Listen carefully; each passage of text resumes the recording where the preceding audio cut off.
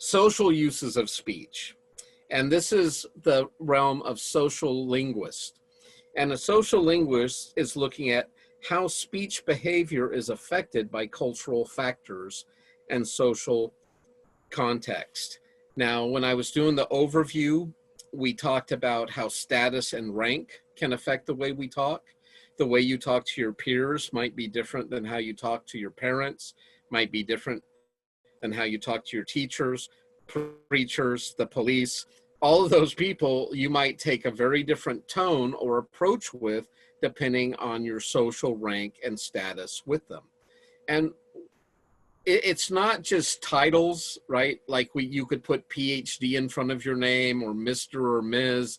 or whatever, or Lord or Lady. I just saw on Facebook you can buy titles of nobility now for like $50 if you want to have Lord or Lady put on your passport or driver's license. And maybe that's a big deal over in the United Kingdom, but I think in the United States people would think you're just being silly.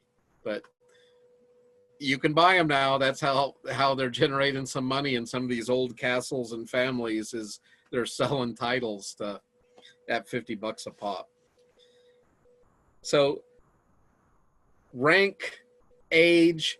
Also think about semantic domain and professions. All of you have different majors. Well, if you're a Bible major, you are going to learn a lot of specialized terms, if not other languages like Greek and Hebrew, to have a better understanding of the scripture.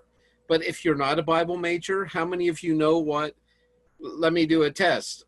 Bible majors don't answer. How many of you know what hamartiology is, or soteriology?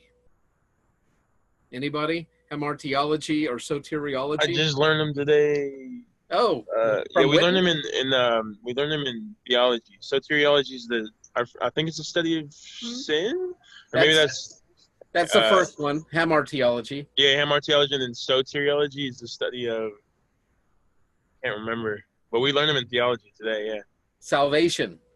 yeah, that's what Soteriology it is was. Yeah, salvation. yeah. How are we saved? If you're a psychology major, you're going to learn great words like cognitive dissonance and other different angst and fugue states and things that the general population may not have any idea what those terms mean. If you're in kinesiology or sports medicine, you're going to learn all sorts of technical terms about the body, the muscle groups, the cartilage, the ligaments, things that if you're not in that field, you're not going to know what people are talking about, most likely. So language can be very specialized, and it will have a semantic domain.